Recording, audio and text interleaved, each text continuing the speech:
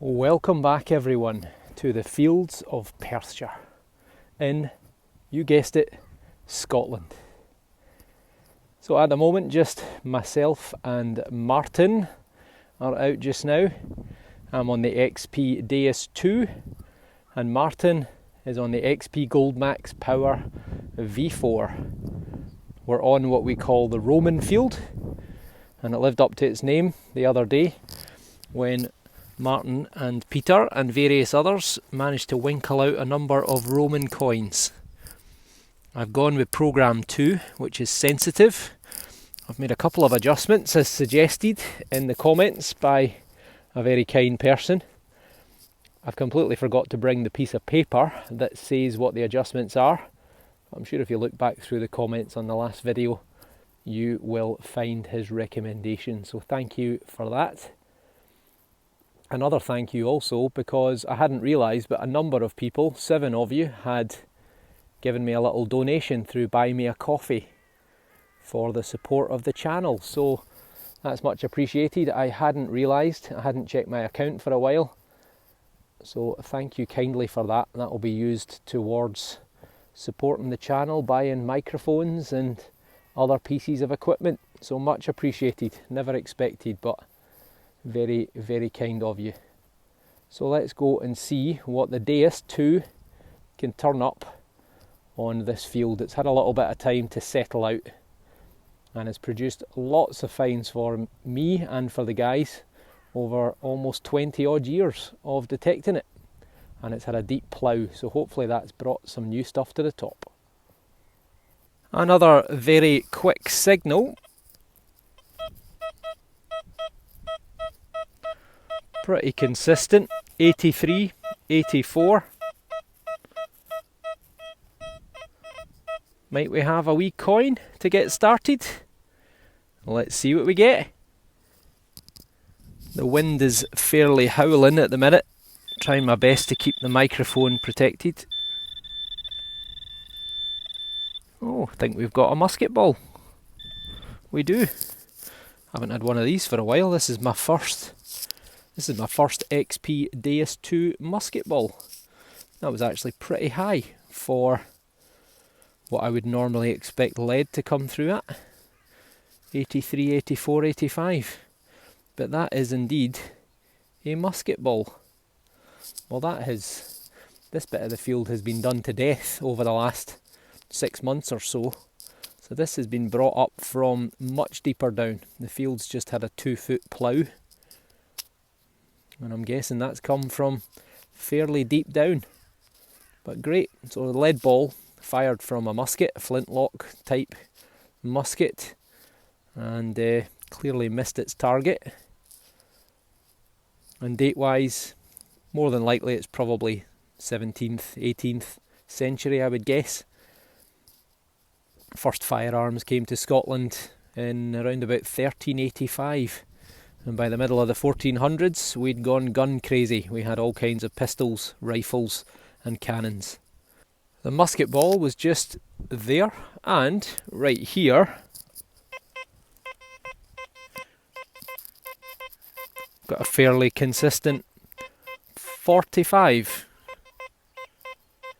And that's tinfoil territory from memory, so let's see if I am correct. I hope not. We're out in the first hole and I see something maybe kind of round looking.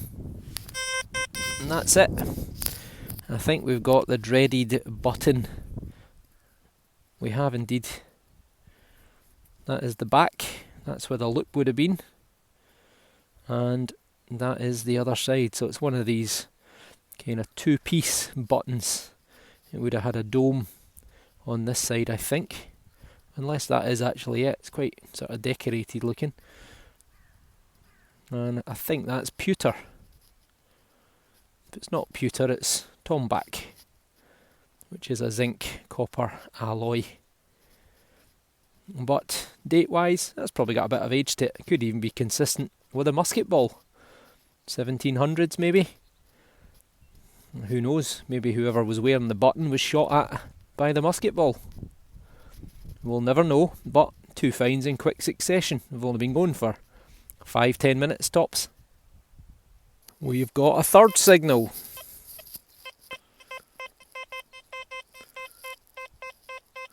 .62, solid 62. It was much deeper, down 3 spadefuls, and that looks like the telltale colour of lead to me. And it is. It's the telltale colour of lead. Has it got decoration on it? Not sure. Right, looks like it's a sort of strange shape, but let's give it a little rub-a-dub and see if there's any detail. Got to keep our eyes out anytime we find anything these days, because we're getting things with sort of ring and dot decoration. I'm sure you've seen them, the bit of silver. There's been a few lead tokens found, or lead sort of circular coins. And this one though, I think we can just say that is a piece of lead. Initially I thought maybe there was going to be a couple of circles on it, but not to be. Oh well. Definitely got a bit of age to it though. Been in the ground for a while. It's gone that off-white colour that lead goes when it starts to oxidise, but lead's always a good sign of occupation. So hopefully there's more to come. Top class find for Martyn. Got himself a little double-ended spanner. It's got a bit of age to it. I don't know, probably going to be maybe 100 years old, maybe more. He can take that home and he can soak it in a tub of Coca-Cola if he wants to. I suspect he's just going to throw it in the edge of the field, but I'm sure Pete would have a use for that. Oh well. Martyn's just shouted to say that having found a spanner, he has now found a coat hanger. Who the hell wants a coat hanger in the middle of a field? We'll never know, you find the weirdest things. But we've got a good signal here.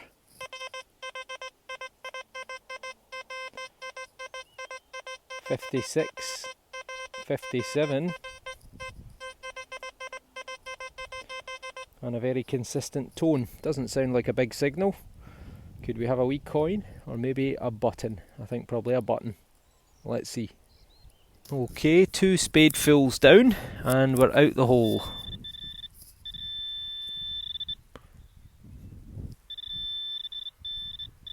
I see something green right there. And that looks like, oh, I think it's a coin. I was going to say a button, but it's got a little milled edge. You see the sort of notched edge on that? There you go, just there. That is a spendable, I think. It's either going to be a 5p or a half p. It's a 5p. I can see the letter at the number 5 right there. And a thistle for Scotland. We have Elizabeth II, by the grace of God, Queen of the Britons, Defender of the Faith, 1998. And you can see her looking to the right hand side. On the other side, we've got a thistle for Scotland, and we've got 5 pence. Spendable 5 pence. Martyn's actually just also got a 2 pence, which he said has rusted away to almost being unrecognisable, and it's probably only 20 or 30 years old at the most. Try and get out the wind. So I think this is made of some sort of nickel coated sort of coin. So it would have been a bright silver colour when it was lost. This one came through pretty ropey.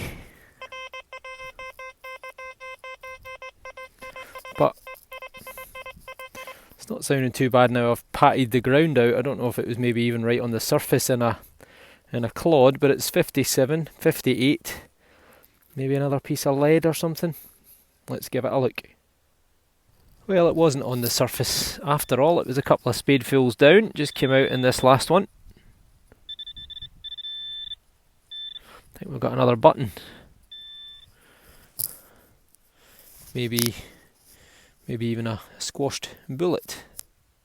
It is. It's a squashed bullet, I think. It is. I think it is. Right. Let me give it a wee rub up and see for sure.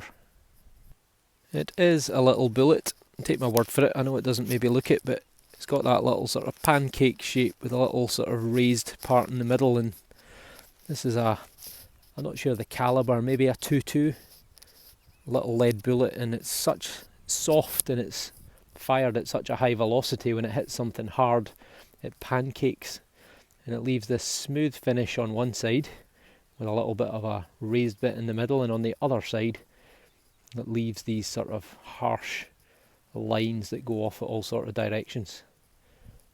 Used to find loads of these when I first started out and could never figure out what they were until someone else told me. Didn't film this initially, it was a really notchy sort of 79 to 82, and thought it was probably going to be junk. Take a spadeful off the surface, and in the hole is a lead sound, an iron sound, but out the hole it's a pretty solid 84. Could we have a wee coin? Let's have a look and see. Haven't spotted anything yet. Yeah. Oh, there it is.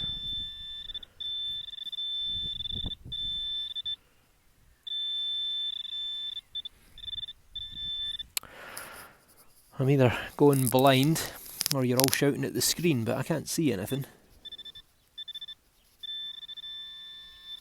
What's that there? Nope. Nope. Ah, there we go. Button maybe?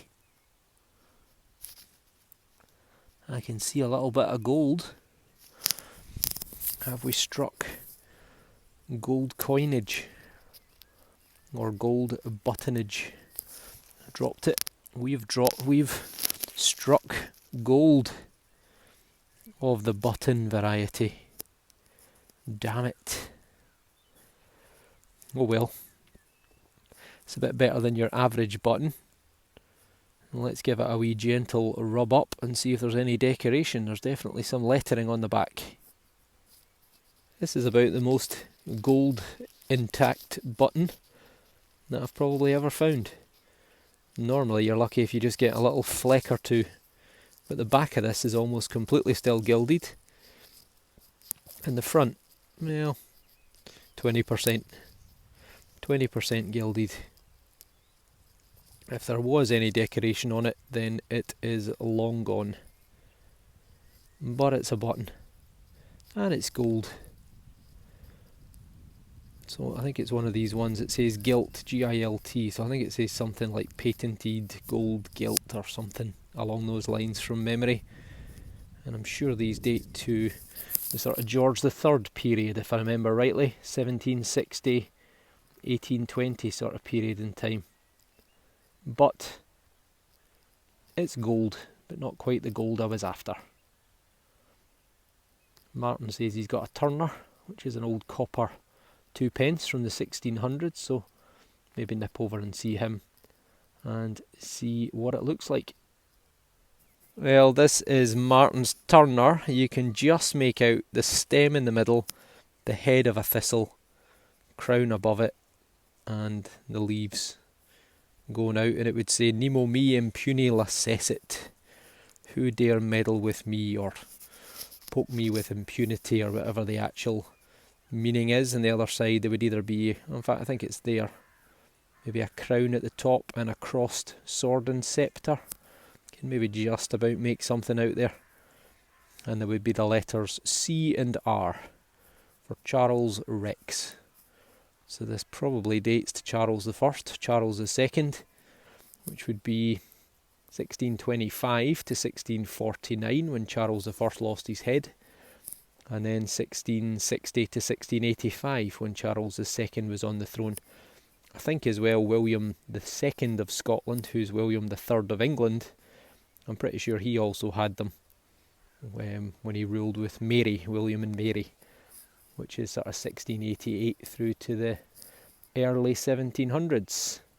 But either way, it's over 300 years old, pushing for 400 years, so not bad going. It's a copper 2p. or turner. This one's a little bit patchy. Oh, sounds better now though. 49, 52, 56, jumping about a bit. I think it could be tinfoil territory. Marty's here, so let's see what he reckons.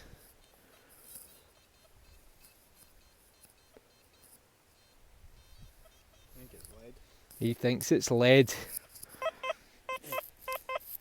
Although it just dropped all the way down to 10 there, but I think it's going to be junk, but let's have a look and see. Well, I thought it was possibly junk, and it is a great big iron nut.